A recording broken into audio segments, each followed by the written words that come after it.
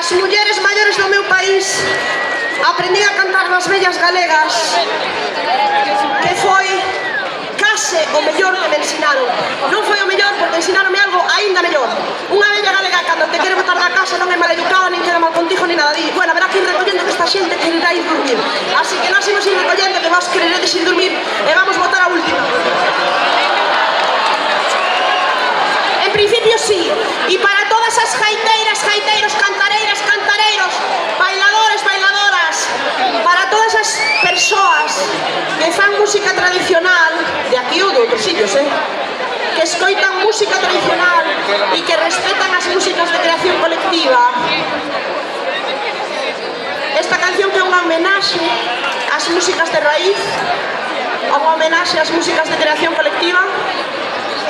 Aquí hai xente que non é galega. Sí? Bueno, non vos preocupedes, non pasa nada, hai cousas peores. O sea, non é bo, pero non é malo. Non pasa nada. Nos acollémosvos. Con unha condición, que cantedes este retrouso que é moi fácil. Di, canto aquí, canto na Habana, remataré dicindo canto onde me dá gana, pero di, canto aquí, canto na Habana, canto onde me peta.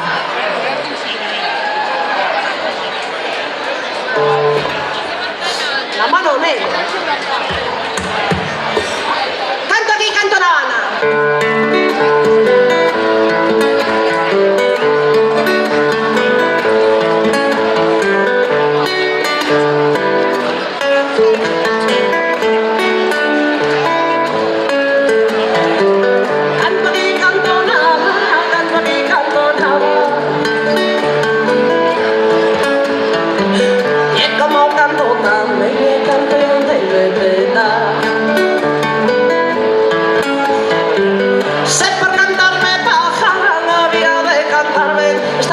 De festas. Pero como non me bajan, canto maleza, joven. Di así, canto aquí, canto na Habana, canto onde me peta. Canto aquí, canto na Habana, canto onde me peta. Canto aquí, canto na Habana, canto onde me peta. Canto aquí, canto na Habana, canto onde me peta. Directamente desde Allariz, na batería, Xavier Cid.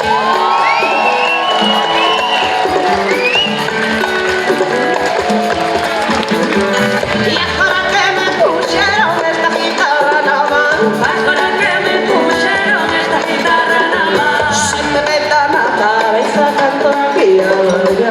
Se me peta na cabeza, canto aquí a mañá.